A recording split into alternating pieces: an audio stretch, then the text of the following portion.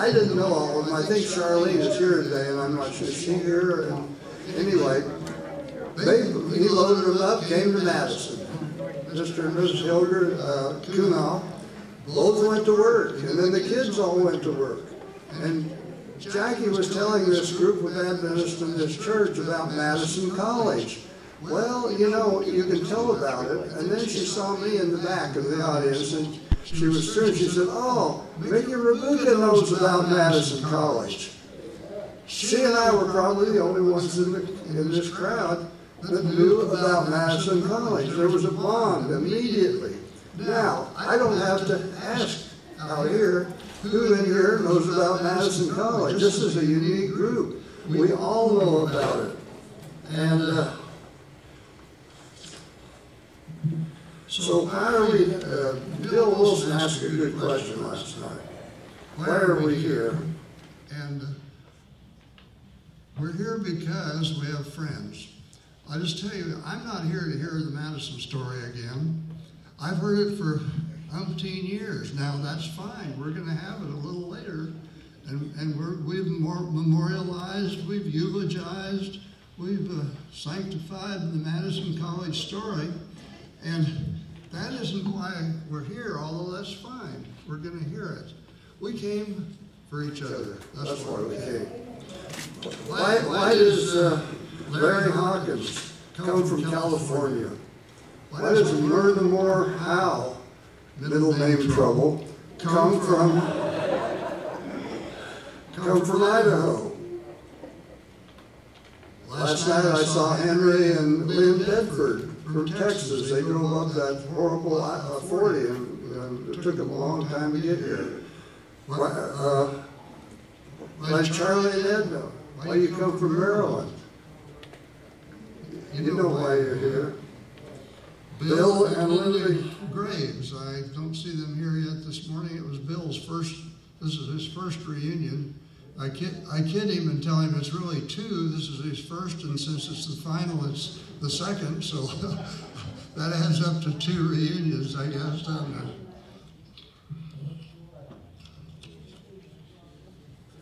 it? And I wanted to also introduce, well, when Jackie was telling her story, I said, well, I know my story. My parents came here in 1946. And I went enrolled with my sister in the 7th grade. And in the 8th grade, I had my first of 5 graduations from this campus.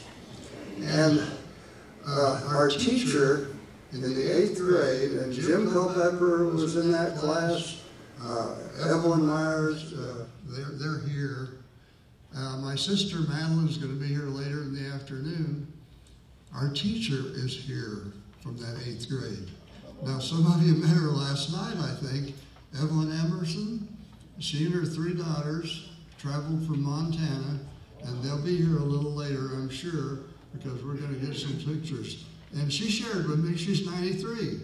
You know, you think, I'm going to be 84 here in a month or 2, and she was my 8th grade teacher. And she, although when you're a kid in school, your teachers are old.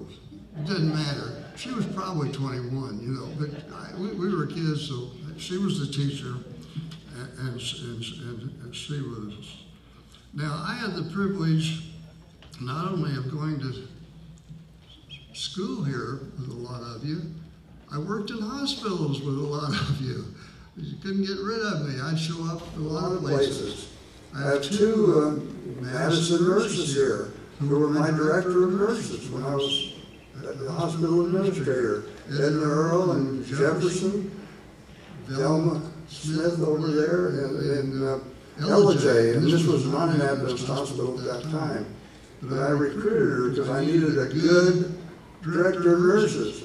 I always found that with Madison, and I had lab technicians, I had anesthetists, on and on, who I worked with.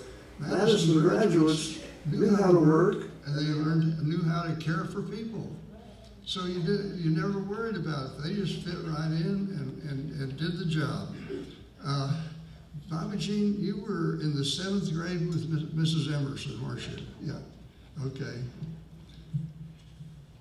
And so why are you here? Why did several months ago I put my camper on my truck and I headed out to East Tennessee, stopped by and saw Marge and I saw them, they're here. Yeah, Marge and Henry Scoggins at their place on the lake. Then I went on up to the nursing rehab facility in Dunlap and visited with our old friend Leroy Borton. He passed away since then. I was glad I went to see him. He was upbeat. Leroy usually is here. He's been in a wheelchair for most of his life, had an accident. Always upbeat. He had been in that facility for 5 months, but he was getting better. And then he took a turn for the worse suddenly. But he was upbeat. And these are all Madison friends. And I went on up to Bulls Gap, Tennessee. Would you like to live in Bulls Gap? I like it. Just, where are you from? Hey, I'm from Bulls Gap, Tennessee. You know, I love that. Velma and Robert Smith have a beautiful little spot out there in the country. So why did I do that? They're friends, and we like to meet our friends. And I found that my best friends were the ones I knew at Madison and knew through the years. I might mention when I went to Florida Hospital in the 70s, it was run by Madisonites. There was Archie Williams and Carlos Cavadas. I heard, Jim, was Carlos going to be here today? I heard that Carlos was going to make it. Anyway, they ran the lab there. Don Wilson came, was a business manager. Maurice Pruscia, who was an old-time Madison, was a pharmacist. And on. They were there, and of course, Don Wellich from Madison was in charge of it all, and he'd recruit Madisonites. That's why there was quite a few of us there. And then Bill Graves came. And I can't believe Bill isn't here because I love to razz Bill, and I can't do it because he's not sitting out there. But he beat Billy Wilson on working at Florida Hospital. Bill Graves, you can needle him when he comes in later and you see him this afternoon. He worked 38 years at Florida Hospital. And he was middle-aged when he went there. And I kept asking him the same thing. I kept saying, are you going to come to a reunion? Well, maybe next year. Are you going to retire? Well, yeah, maybe next year. Well, he just retired here a year or two ago. But I kid him and tell him the reason he finally retired, he had such a cushy job that his coworkers got tired of waking him up, telling him it was time to go home.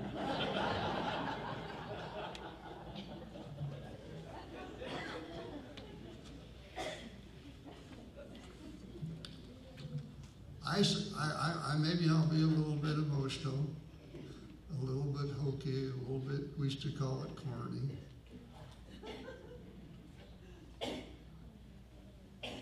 I and Bill Wilson have the same problem, I guess. We choke up a little bit. But folks, what I sense here and why I come here, this is love. There's love in the air here. You look over and you see some of your old friends that you've seen, they light up, you light up. I don't care if it's not Macho, Charlie and I hug each other, you know. And this is why we're here, folks. Now, it's sort of a bittersweet occasion. My wife just got on to me. She's going to be here later, too. She got on to me because I kept talking about the final reunion.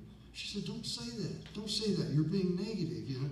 Well, hey, it was in the Southern Tidings that we were having the final reunion. It's been in everywhere.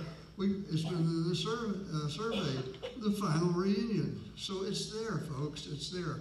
We've watched each other through the years, 54 years. We've watched each other grow older.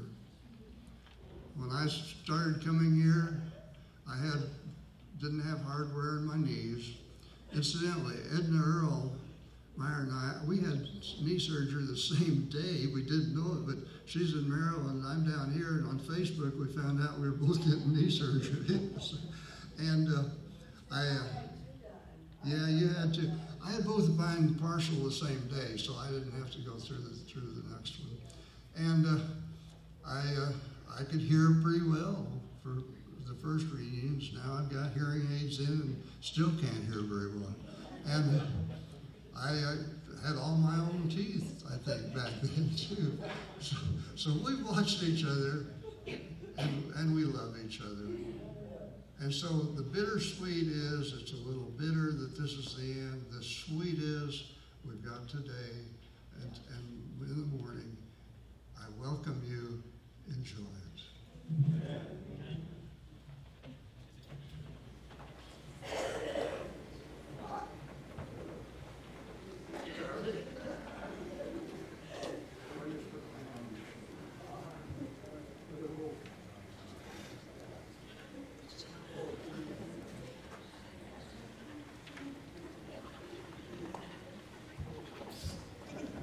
There's going to be some changes in the program. I think everybody knows what they're supposed to do. I'm the platform chairman. I'm supposed to know what everybody's going to do. I don't. If some of you had a card in the program this morning and you aren't here, would you please raise your hand? I don't think that was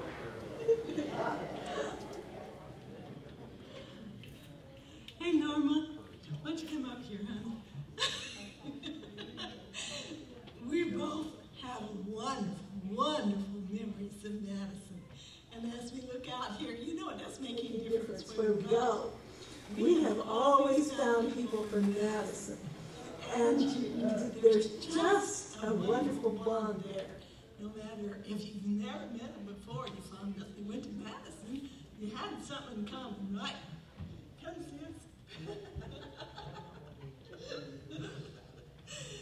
Yes, we too have the wonderful privilege of taking nurses training here.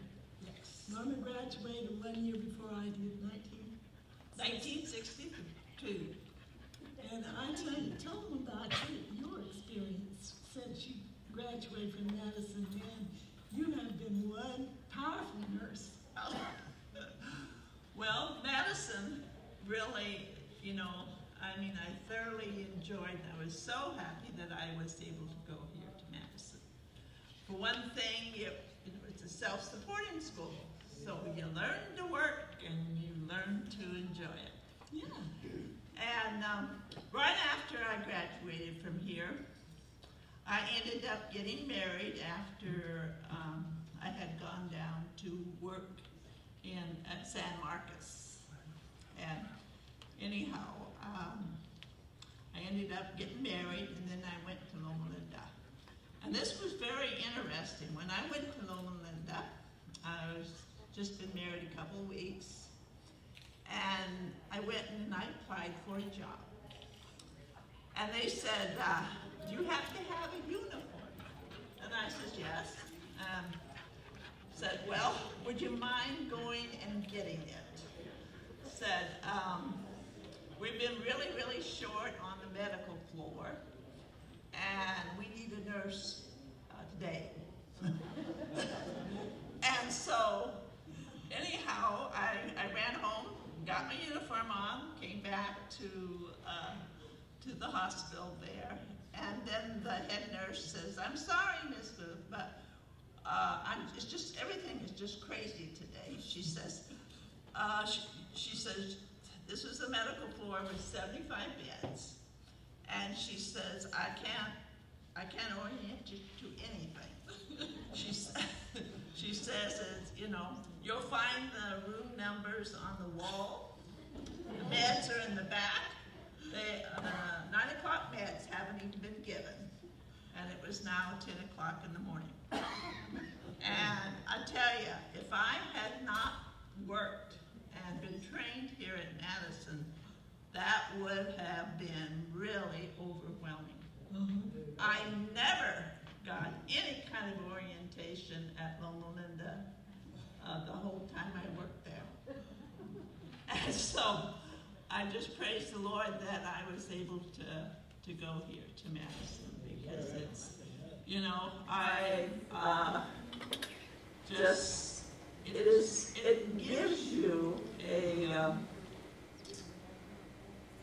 I had love for nursing, and I worked at it for 40 years.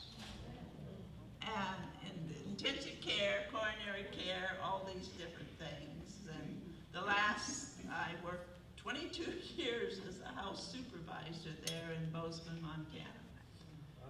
And, as you say, when you meet people, this is my first time I've ever been back since 1962. So this is my first reunion, and my sister and her husband, they are the ones that made this possible for me to be out here. And I can't thank them enough. And it's wonderful seeing all of you again. Even though we don't look the same that we did years ago, but it's just wonderful to be here, and the camaraderie and love. We all, just as you say, just when we see each other, we just sparkle. And it's so good to just be here. Right. Now, I only nursed in the hospital field for 10 years. My last place was the Porter Hospital there in Denver. And then I had met my husband here, Dan Collins, and you can't believe how God transformed that fellow. I mean, when I met him, he couldn't have told you John was in the New Testament, and he became one of the most powerful evangelists. And we traveled all across the United States and Canada doing evangelism. And what I learned here in gospel medical missionary evangelism prepared me for the work that God had for me to do, because I gave preventive health lectures for all those years in evangelism, and then he passed away in 2004, and God brought me another wonderful evangelist, and we have done 28 evangelistic series together in the last 12 years. It'll be 12 in December that we've been married, and we got a marvelous love story. Anyway, Madison has such precious memories to me, and as I look out and I do see the familiar faces, it's so precious, and those that we've not met, it's wonderful to get to meet you. And so why don't we just stand together and let's pray. Precious Father in heaven, what a thrill it is to be here at Madison. And we can hardly wait for Jesus to come. Yes. We have so many that are sleeping, and we can hardly wait until we have that grand reunion in heaven. I just want to pray in a most special way that you'll keep each one of us true and faithful to you and to the wonderful, wonderful principles that we learned while we were here at Madison College. In Jesus' name I pray. Amen.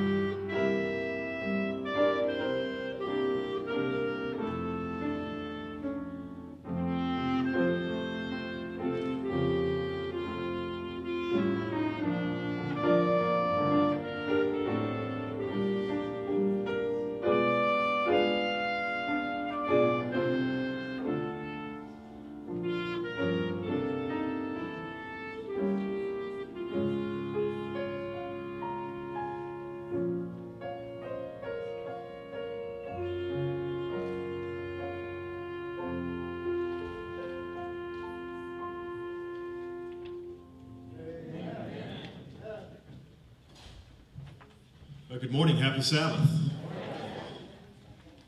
I'm going to introduce Charles Sarr, although many of you probably know Charles in just a moment, but I want to share just a word of greeting from the ASI Southern Union chapter. We have the unique opportunity of all the ASI chapters of saying we birthed ASI because y'all birthed ASI. Y'all say y'all still? All right, some of you do. Good. And the truth is, y'all had a part in the ASI Southern Union president standing before you, in a little way anyway. Kay's husband Dan baptized me in 1981 in Panama City, Florida. So I'm sort of a offshoot of Madison College, if you want to call it that. Although the school closed 7 years before I was born. You can do the math on that. Glad to have the privilege of being here, and I don't know about Mickey's math, but if I follow his math, this is my third Madison convocation, because last year was my first time to attend, and he said today counts twice, so we'll go with that. My ministry is Network 7 Media Center, and I only mention that because we're going to be capturing some interviews with any of you that we can pull to the side throughout the day. And I'm not going to look Charles's direction, but if any of you would like to even begin an interview now, we would love to have you. We've got a camera set up here under the shade and under the tree in the shade there, and be glad to catch some Madison memories starting even in Sabbath school. And we'll probably take a break during the worship service, but then if you don't want to stand in the line for lunch and you're willing to take 10 or 15 minutes to talk to us, and then you can go to lunch. We'd like to have a few of you do that. We have 2 cameras, so we're ready to just capture some stories from you. We don't want to miss this opportunity at the final alumni meeting. So I'm asking you, would you please be willing to do that? If you are, just a couple of you during Sabbath school, we can do that, and then let you come back in. We won't keep you out of the air conditioning too long. Then during the lunch hour and even after lunch for a little while. We won't be here all afternoon, but we do want to capture as many stories as we can. So if you'd help us with that, we'd sure appreciate it. I've got some really good notes to tell you about Charles.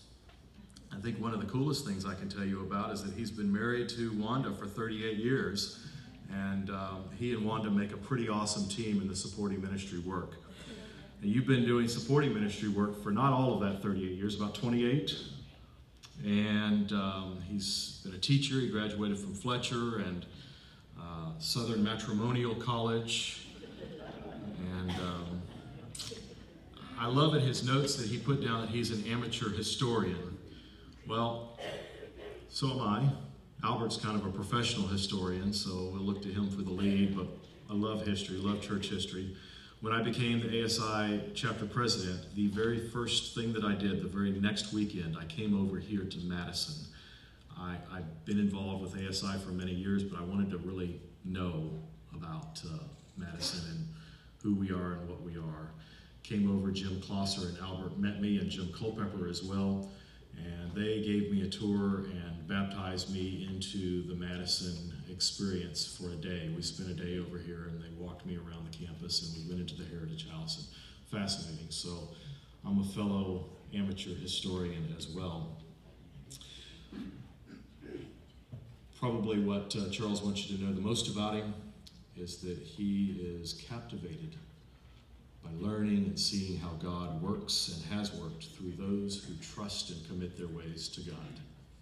So as he shares with us, listen closely, and maybe you'll pick up a thing or two that you haven't learned yet about Madison. Mickey, just see what happens. Thank you so much. Charles.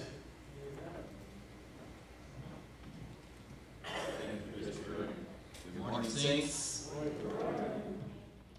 Last night I had a panic attack. Not one of the diagnosable ones, but it struck me what I'm about to do is to try and tell you what happened in your life. Not having met most of you back when it was happening to, well, not having met any of you back when it was happening to you, and yet I have the trepidation to come and tell you what your history is. That's a little scary, but I want to share with you what happened really briefly, because what happened is that I wanted to teach a history lesson to my students. And so I put together a 2-week series of morning chapels. We meet every morning at my school for joint worship, and I put together a 2-week series of joint chapels to tell my students why their school was there and why they were there as students in such a special place, what the background was behind the purpose for their school and their education. And I went through that series of chapels, and I don't think a single one of those students said anything to me about it, except, when's breakfast?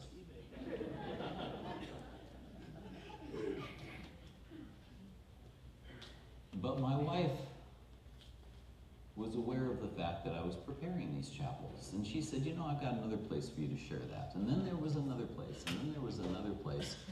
And I have now had the opportunity to share this little story about a dozen times to several thousand people in 5 countries over 4 continents.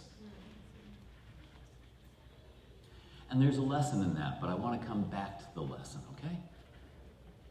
For now, I want to turn your attention to a quote that I think you're probably familiar with. It's found in Life Sketches. And it says this: "We have nothing to fear for the future, except as we shall forget the way the Lord has led us and his teaching in our past history." And so I have been asked to remind us of some of how he has led us and some of his teaching. And while I can relate a little bit of history, it's only God's Spirit that can make history effectual. And I'm going to ask your indulgence to pause with me for a word of prayer, that he will do just that. Father, you have once again chosen an unprofitable servant to share your greatness. And there is absolutely no power in this messenger. And so we're asking that you will please send your Spirit to be here and guide in the words that are spoken, that you will be uplifted. And I thank you for responding to my need, and I ask this for the sake of Jesus. Someone told me once that an institution is simply an embodiment of the character of its founder or its leader. And if that's true, then for us to really appreciate Madison, we're going to have to look to Ed Sutherland. And if we look at his life, I think as we take just a high-level overview through some of his experiences, that we're going to find out a lot of what made Madison, Madison. Because God raises up special people at special times for special purposes, pivotal moments in history. You know some of those people, like Abraham, Moses, Joseph, David, Daniel, Esther. And it's my conviction that one of those special people for that pivotal moment was Ed Sutherland. Ed learned early what it was to work hard. We heard about that just a few minutes ago. If you came to Madison, you learned to know how to appreciate work and to work hard. And Ed learned it really early on. He and his sister herded cows for a summer for a penny a day. They had to split the penny. But at the end of the summer, he'd managed to collect 35 cents. And maybe a bigger wonder was that he managed to keep it over the winter. And with his father's encouragement, he invested that 35 cents into some onion sets. And he tended those onions through the next summer and sold them for a tidy profit. That was his first business venture, his first engagement with hard work. The year after he graduated from high school, he became a teacher at a nearby country school. He rode his pony. I don't know why people name their pets the way they do. That pony's name was Mouse. But he rode his pony Mouse back and forth to school that year, and then the next summer he went canvassing. Al told us just a little bit about that briefly this morning up in Minnesota. He lived in the home of Josephine Gotzian. Now, Mrs. Gotzian had been a patient at the Battle Creek Sanitarium, and she'd learned about Adventism. And when she went home, she opened her home to canvassers. And the word on the street was, it was a tough place to live. Miss Gotzian was recently widowed. That's why she was at Battle Creek. She was in an accident that killed her husband. But she was fairly well-to-do and very frugal. And so Ed, that summer that he lived with Mrs. Gotzian, traveled clear across the other side of town to get milk because it was a little cheaper over there. And he did that most every day. He took care of her carriage horse. He helped out around the house. And he had no idea at that point in time just how that was going to pay off. But you know, God was already making connections between people that were going to be very important to this campus where we're gathered today.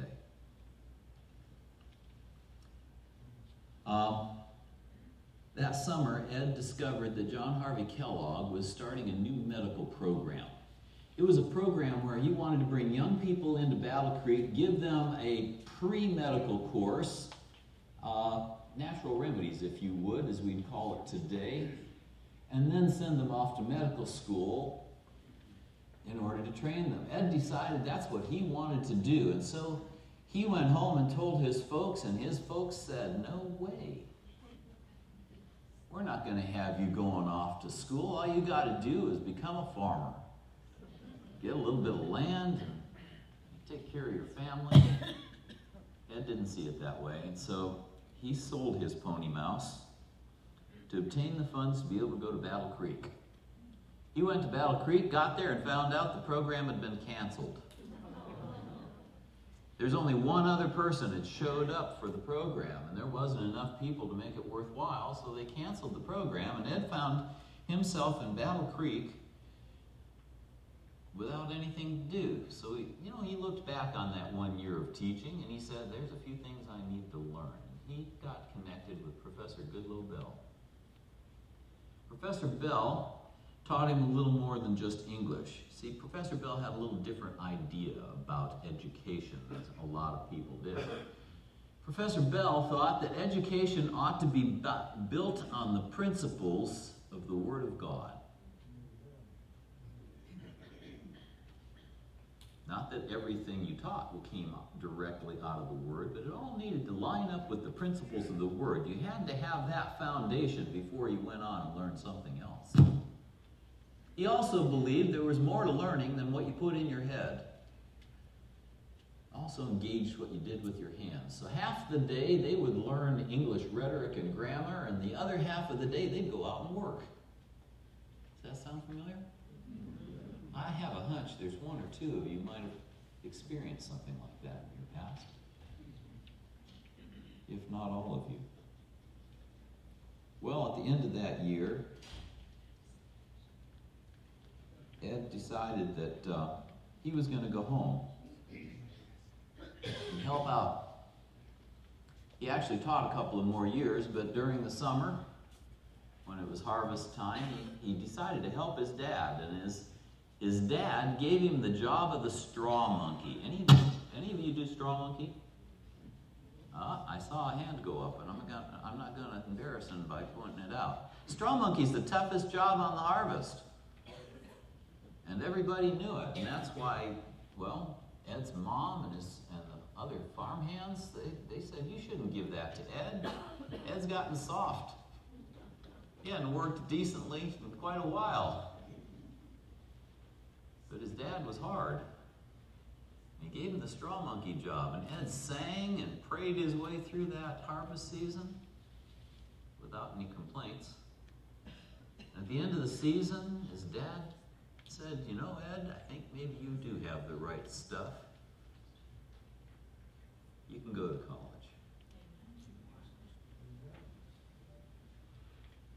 So Ed did head back to Battle Creek. This time he went with his father's blessing. And at the beginning of his junior year, he met another new student there at Battle Creek. His name was Percy McGann, came from Ireland. And among other things, Percy had been invited to live for a time. You see, you understand in Battle Creek, you had to kind of make your own way, find your own place. And he was invited to live in the home of one of the residents there in Battle Creek. Her name was Ellen White. And so Ed Sutherland, befriending Percy McGann, spent quite a bit of time in this home of Ellen White. Ellen was widowed at this time. But they got to know Mother White. That's the way they came to know her and refer to her. Got to know Mother White, and the year was 1888. Percy was 19, Ed was 23, Ellen was 61. And it was no accident that put them together right at this time. You know, 1888, that's when Jones and Wagner were bringing a resurgence of emphasis on righteousness by faith alone in Jesus and his sacrifice and gift to us. Ellen referred to it as the third angel's message in verity. Percy actually attended those meetings. Ed was not able to do so. And though younger than Edward, Percy taught Ed a number of things. Ed realized that Percy had a religious experience he didn't have. But Percy led Ed into a similar experience. And at this time, many Adventists considered the testimonies to be personal testimonies, not to have general applicability. It was just, if it was written to John Smith, then John Smith needed to pay attention and everybody else. Let me tell you, this is what Ed said. Ed said that we would take the testimonies down off the shelf and we would read them and put them back on the shelf and say, boy, I'm sure glad she didn't write that to me. A couple of summers later, Percy was sharing some of those testimonies with Ed, and Ed recalled, there came to me an acid test. Do you believe in righteousness by faith? Are your sins forgiven because Christ's offer has been accepted, or do you strive to attain righteousness by your own works? Well, Ed did yield his life completely to the grace and merit of Jesus Christ. And he finally accepted that Mother White's messages had application to him as well as to the people that she wrote them to directly, because she was writing on principle, not just on specific circumstances. And with that conviction that God was speaking directly to this gentle woman, came the conviction that those testimonies needed to shape his life and everything that he did from that time forward. Percy was working in the college bakery. In fact, it wasn't very long before he became the head baker. And in his spare time, he worked in the machine shop, figuring out how to work with tools. Now, Ed, when he had spare time, he played baseball. And there was a day when he came up to Percy and he laid his hand on Percy's arm and he says, Percy, we need a man with muscle like this on our team. And Percy says, not interested. But why? I can't regard any activity as recreation suitable to me unless it confers benefit on someone else. Well, Ed pondered that for a while, but he came to believe the same before long. And during Ed's senior year at Battle Creek, Percy was engaged in an around-the-world tour. Ellen had recommended him to be the personal secretary to Elder S.N. Haskell, who was going around the world scouting out likely mission station locations for our growing church. Well, while Percy was going around the world, Ed found somebody else to keep time with. Well, not really, because the college didn't let you do that. You couldn't spend time with the ladies, but he did have a young lady that caught his eye, and he managed to communicate to her that he had an interest, and she managed to communicate to him that she wasn't objectionable to it. And before the year was over, the administration did give their blessing for them to communicate to one another. And at the end of the school year, at the end of the summer, after their senior year, they got married. Ed took a position as the principal of the Minneapolis Academy, and this couple grew to be a powerful ministry team. Percy, when he got back to Battle Creek, was asked to interrupt his studies and teach history. And he became a very effective teacher and an advocate of Mother White's counsels on educational reform. Ed and Sally, after only 1 year in Minneapolis, were asked to go to a new college that was being built in Nebraska, Union College. And so they packed up their things, put them on the wagon, took them down to Union College, but before they could even get unloaded completely, there was a teachers' convention being held in Michigan. It was being held at Harbor Springs, I believe it was, in Michigan. There were some 80 educators that were drawn together, and they were considering the Council on Education from Mother White. Well, Ed and Percy were both attending that meeting. Mother White was there too. She spoke 6 times on educational reform and righteousness by faith. And it was this summer where Ed met his crisis of belief. It was this summer when he made that connection that the testimonies were for him too. It was during this summer that he saw Christian education in an entirely new light. And it was during this summer that Percy finally talked him out of becoming a medical doctor. He chose to become an educator. During the meetings, they had a fairly relaxed schedule. This is a picture of the guys that were attending. They had 3 hours in the morning, 3 one-hour presentations, and the rest of the day was supposed to be dedicated to prayer and individual study and meditation. And Ed thought he couldn't come up with any better way to meditate than at the end of a fishing pole. So he invited Percy to go fishing with him, and Percy said, "No way. Haven't you read what Mother White says?" And that summer, Ed and his wife Sally became vegetarians. And were that till the end of their days.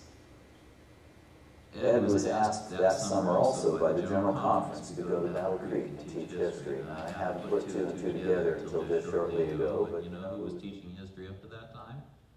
It was Percy.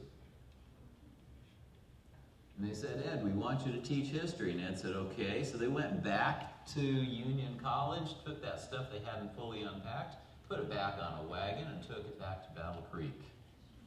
And just before school started, the president said, "We changed our mind. We don't want you to teach history. We want you to teach Old Testament Bible." And he said, "Well, I guess if I'm teaching Old Testament, a good place to start is Genesis." You know what you run into at the beginning of Genesis? Man's original diet. And so he was sharing with his students man's original diet. And it wasn't long before the students were in the cafeteria saying, "We'd like a vegetarian option, please." And they set 1 table aside for a vegetarian option, and then 2, and then more. Ed got called into the president's office and got to speak to the matron. They were encouraging him not to stir up trouble in the school. He decided he wasn't going to stir up trouble, but he wasn't going to back down. And it wasn't 2 years before the college entirely went vegetarian. This stand also brought Ed to the attention of the General Conference leadership. And okay, we're getting ahead of ourselves there. And the General Conference leadership asked Ed if he would go and be the principal at a new school that they were starting in Washington State. A place called Walla Walla. Well, the president of the college lived in Michigan. And so it was Ed's responsibility as principal to get the school year up and going. Here's his tasks for the 5 months before school started. He had to attend camp meetings in Seattle, create a curriculum for the college, produce a catalog, find and hire qualified teachers, recruit students, and in his spare time, he got to oversee the construction of the building. Well, on opening day, there were 91 students and 10 teachers ready to start. The building wasn't finished. The plaster was still wet. Ed was committed to not going into debt. And so they only finished the building as the money came in, but they started school. And before the end of the school year, they had over 160 students. Now, the University of Washington had been in operation for 30 years, and they had 35 students that year. Things were a bit rough, though. I mentioned the building wasn't finished, and the only heat in the building was from 2 stoves. One was in the chapel, the other one was in the kitchen, and it didn't work. Well, not the first time they tried it anyway. They got it working. And there was only 1 bathtub and 1 bathroom in each dormitory. 160 students.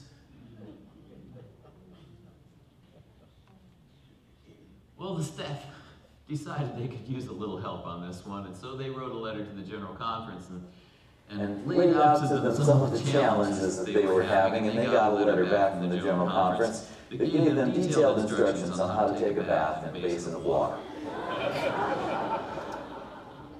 So they purchased basins for all of the rooms in the dormitory.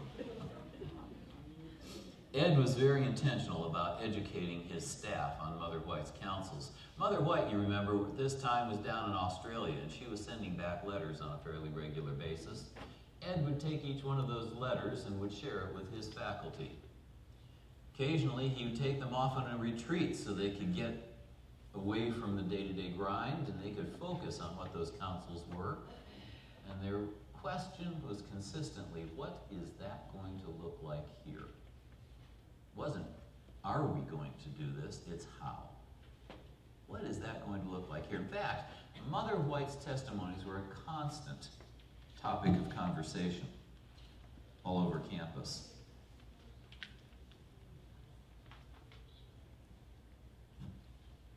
And my advancer just disconnected. Don't you love technology? I do. All right, let's get back. There we go. The second year that Ed was there, he was given the title of president. And there was a new staff member. Bessie DeGraw had interrupted her studies at Battle Creek to go help out with the new college.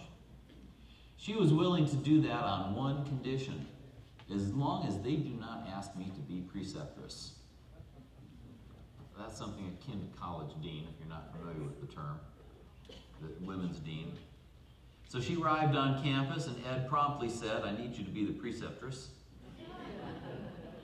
And she said, okay. And Bessie worked with Ed for the rest of her life.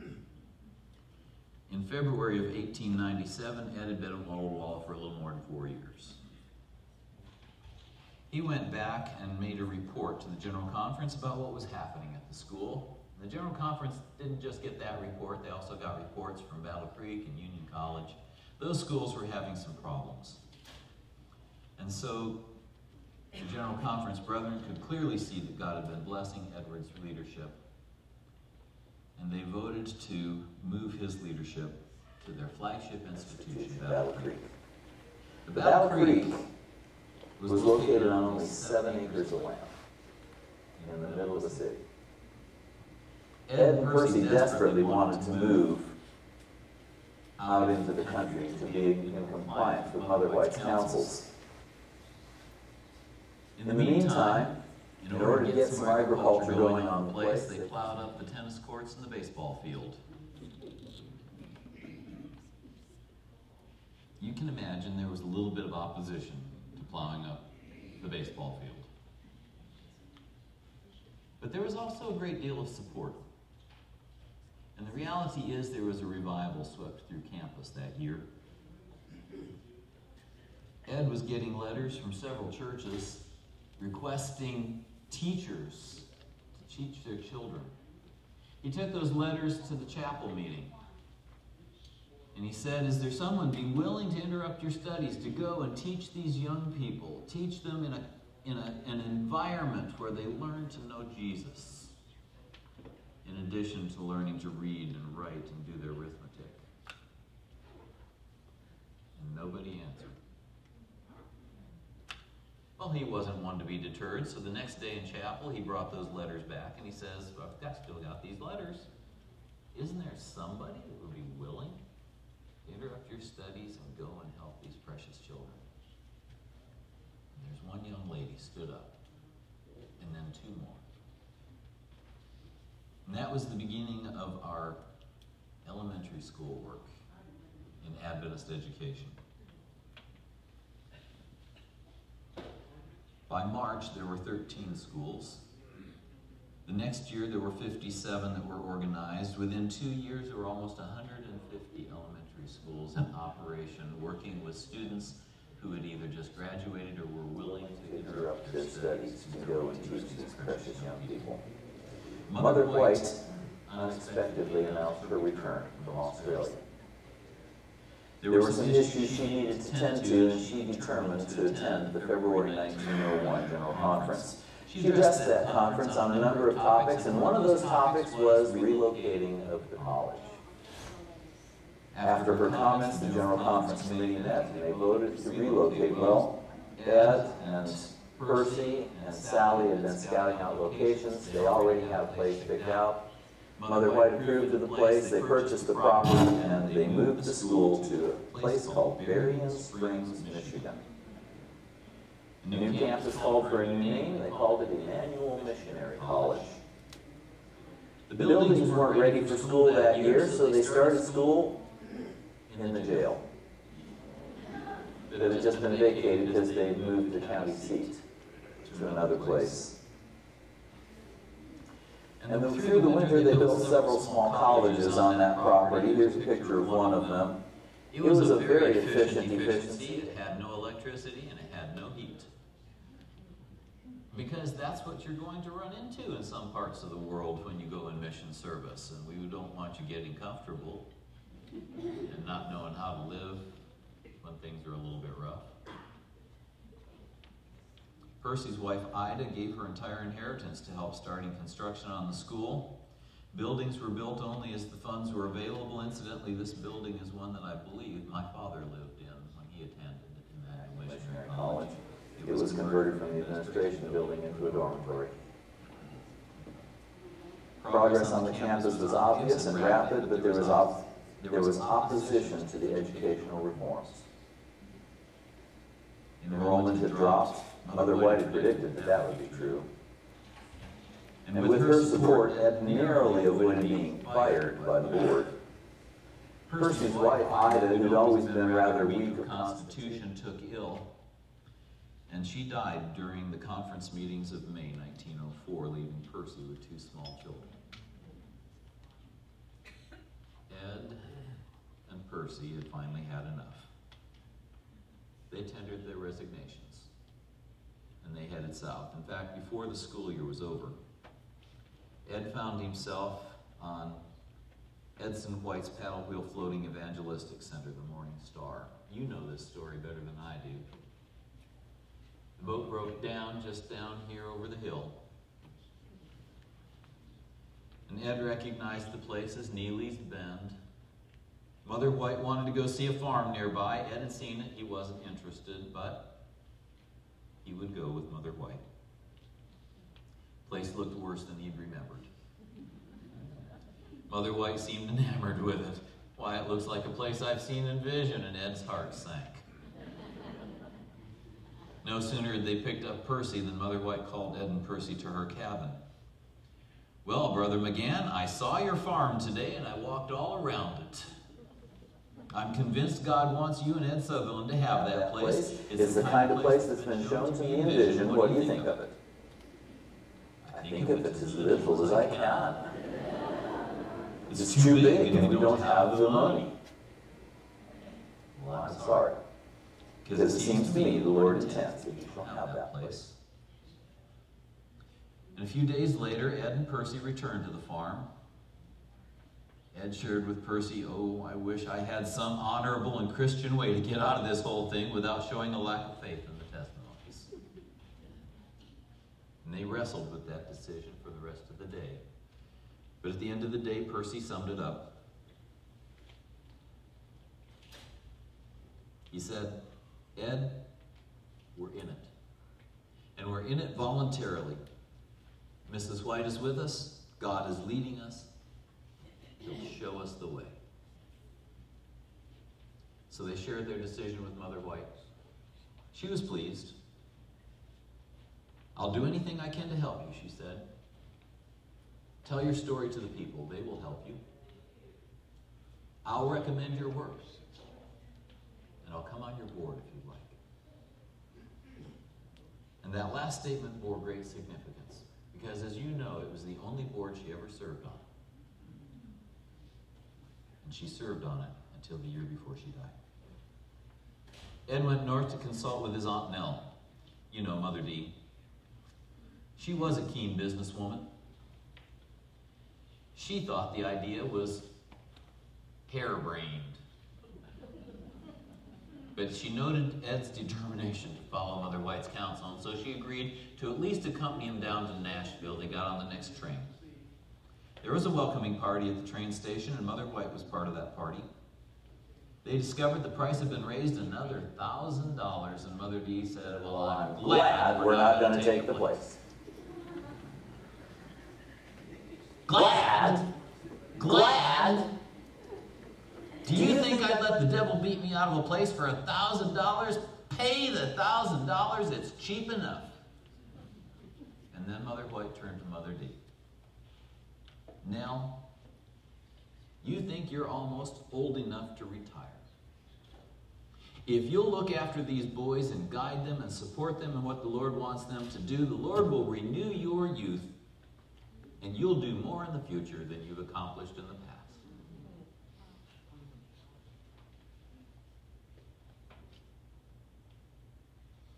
So immediately, McGann and Sutherland and Mother D took a carriage the 9 miles out to Neasley's Bend. And since the Fergusons had to sign the paperwork in front of the notary, they loaded the Fergusons up on the carriage and they drove the 9 miles back out to Nashville in order to sign in front of the notary. Well, you know the story. Mrs. Ferguson waffled on the decision. She couldn't decide if she could sell or not. Finally, she grabbed a pen and wrote her name. Percy gave her a check, grabbed up the papers they left before she could change her mind.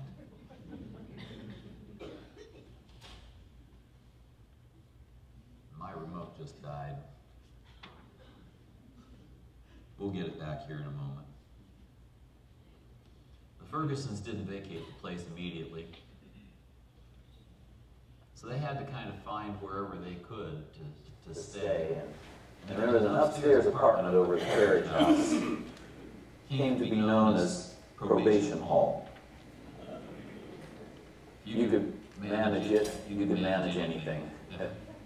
And all of the pioneers and many of the early students spent time in Probation Hall.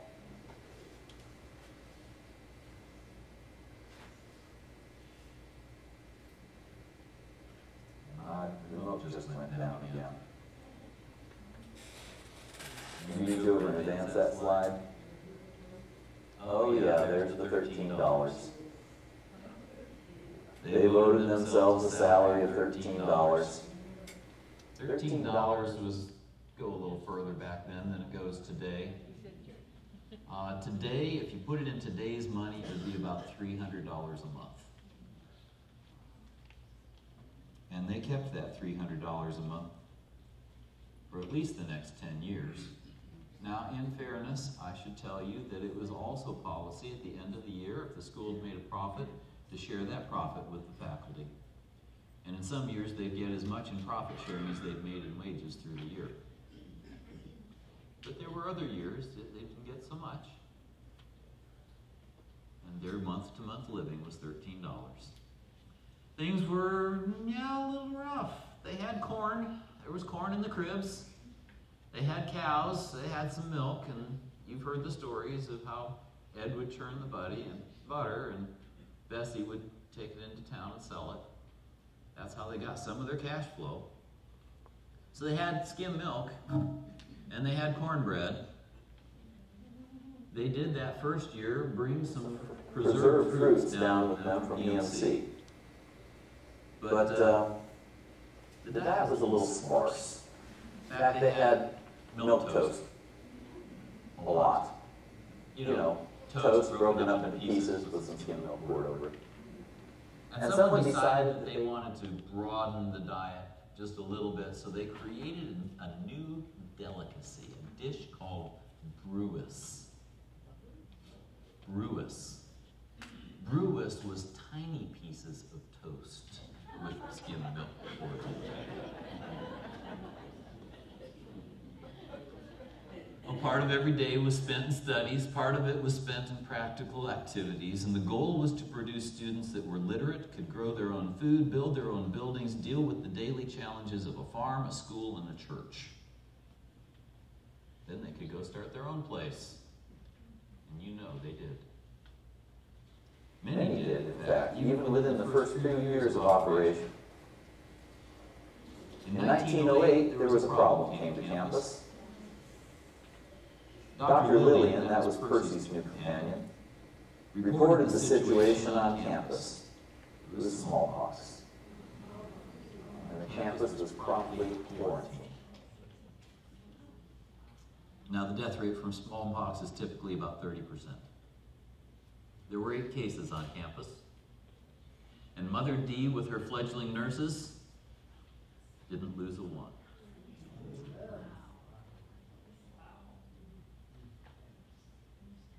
Nashville took note. There's something good happening out on that little campus. And the sanitarium work started to grow. The next year, not the next year, as soon as they started, following the pattern of what they'd been doing up in Michigan, they were sending students out to start schools. And that next year, after the smallpox epidemic, they had a gathering there on campus from what they were starting to call the units. They came back to share what God was doing in their corner of God's work. And the encouragement that was received was such a success that they decided to keep doing it. And they are still doing it. Every year. Today we call it ASI. By 1910, things were starting to settle down a little bit.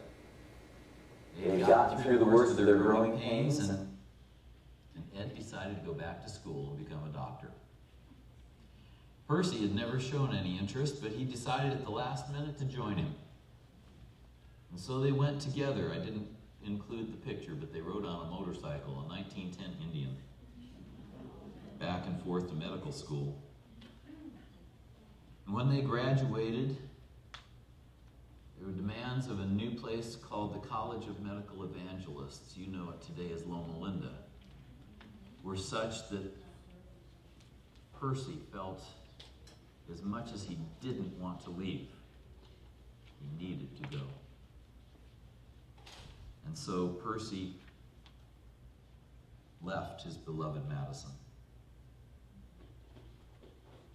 In grief, Ed said of that decision, "This is like tearing apart bone and marrow." But putting the best face they could on their grief, they decided that they were establishing an outpost of Madison in California. And they had indeed invested deeply in the College of Medical Evangelists. But about the time Percy left, Lyda Funk Scott arrived. She decided to join the Madison family. She was the heiress to the Funk and Wagnall's encyclopedia fortune. And after spending some time at Battle Creek, she thought she would go visit the program she'd heard about down in Tennessee. She liked what she saw, and she decided to stay. She adopted their simple lifestyle. And she joined her efforts to the efforts of those who were working at Madison. She took as her particular, personal task the encouragement of the units. She would travel among units and try and encourage them in what they were doing. It wasn't too many years later that there was an article in the Reader's Digest called Self-Supporting College. And it raised what was happening here at Madison to not just national but international attention. That next year there were over 5,000 applications. The First Lady of the United States came to Nashville, interviewed with some of the faculty, and wrote of the experience in her nationally syndicated column. And you probably also remember hearing about the drought of 1943. It was severe. And in response to concerted prayer, there was rain on Neely's Bend. And nowhere else. Until a couple of weeks later. Lida Scott poured her inheritance into the development of ministries like Madison and Loma Linda. Her personal ministry was encouraging the units, and she also assisted them in a financial way from time to time. She, in 1927, established the Layman's Foundation, which still exists today to hold properties for self-supporting ministries. Many of those units still exist today. Some of them operate as entities from within the organized church. There are others that continue in the supporting ministry model that relieves the organized work of financial responsibility while moving the mission of the church forward and training workers.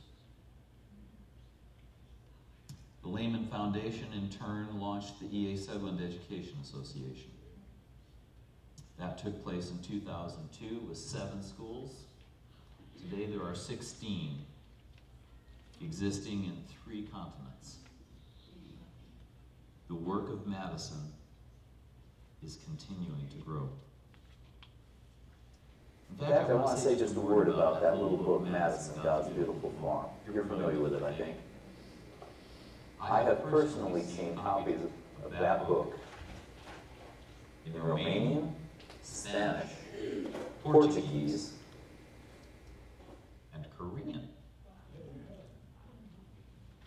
And it's continuing to inspire people to education God's way, following that model that Madison established.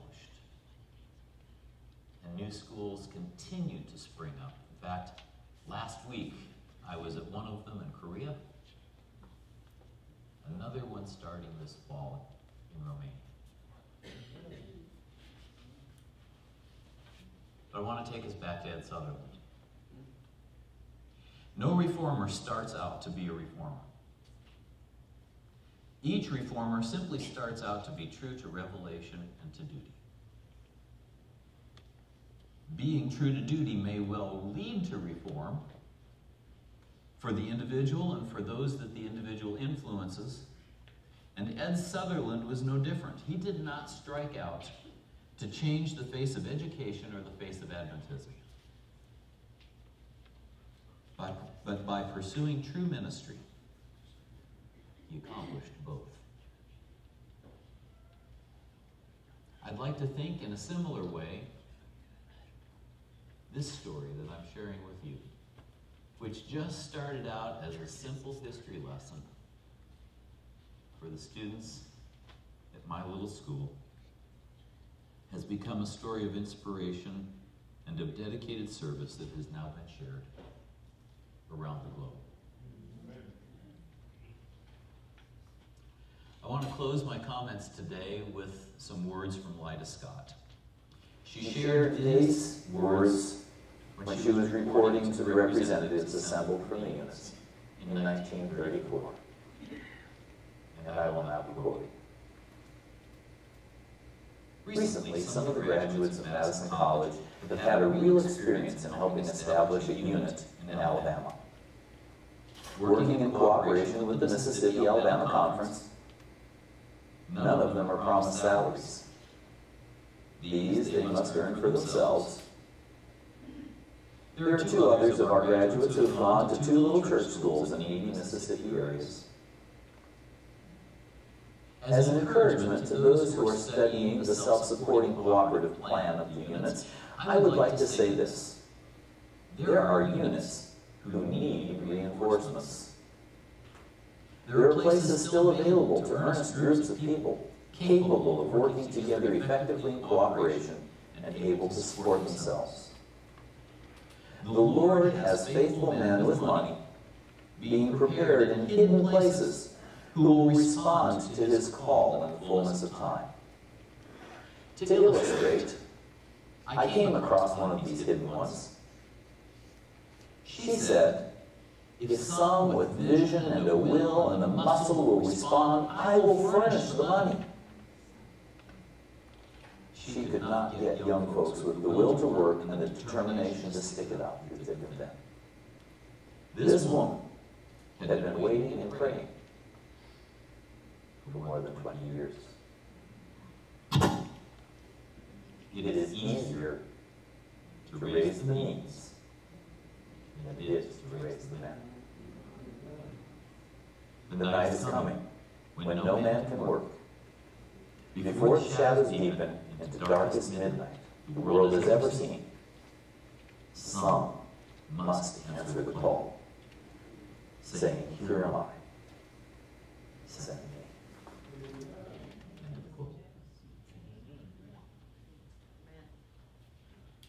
Perhaps you are one of those hidden ones to whom the Lord has entrusted the means.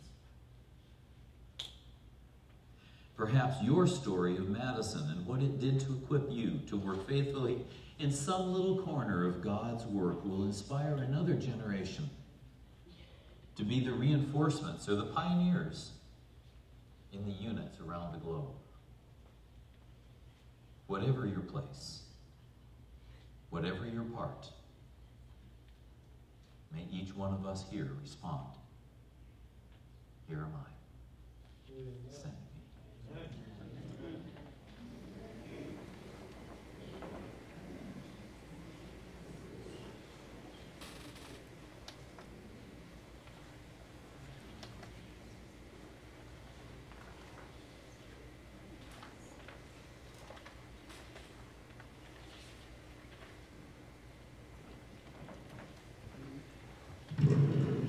I think if we were to meet again next year, we would have to request the Academy to put up some side rails. It seems like we're all creeping up these steps. Thank you, honey, for helping me up. Mickey, I had total knee replacements 2 months ago, and they were only 6 days apart, so I think they consider that as the same day. But anyway, the Lord has healed me miraculously, and I just praise his name for leading me to the place that he did, the position that he did, and that I'm doing so well. I'm sure that each one of us sitting here today have our own story to tell. My story was not, my parents came to this campus to raise 7 children in Christian education. As a matter of fact, my mom and her parents were baptized the same day that I was when I was 17 years old. And I had gone to public school. My dad was baptized several years later. But my dream was always to be an airline hostess. That's all I wanted to do, was fly the skies and see the world. But the Lord had different plans for me. And I praise the Lord for a Christian pastor and a Christian nurse who was in the church where I was going to, in a little church in Roanoke Rapids, North Carolina. And he saw fit to bring me to Madison College. I can't even explain what Madison did for me. But in each one of our hearts, I'm sure that we can say what Madison has done for us. And as long as we let God lead us in the future, we have no fear for the way he's going to continue to lead us. If we remember how he's led us in the past, he's going to lead us in the future. And this might be a long prayer for me, but you know I pray every day for the Lord to come soon. I want to go home. You know, this old earth is just passing away, and I'm homesick. I want to go home. Shall we stand for our closing prayer for Sabbath school?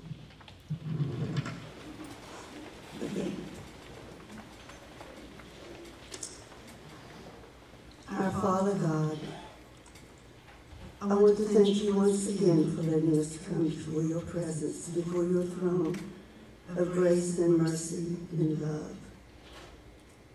I want to thank you, Father, for each one of us this morning for the way that you have led us in the past. And we want to thank you for the way that you will continue to lead us and keep us faithful until you come in your clouds of glory. Thank you for what we have heard this morning, and let it continue to grow in our hearts. To not only tell others about Madison, but to tell others about your great love, about your great mercy, your grace, and how you will come soon to take us home. Thank you, King Jesus, for coming soon, for we pray in your holy name. Amen. And I do believe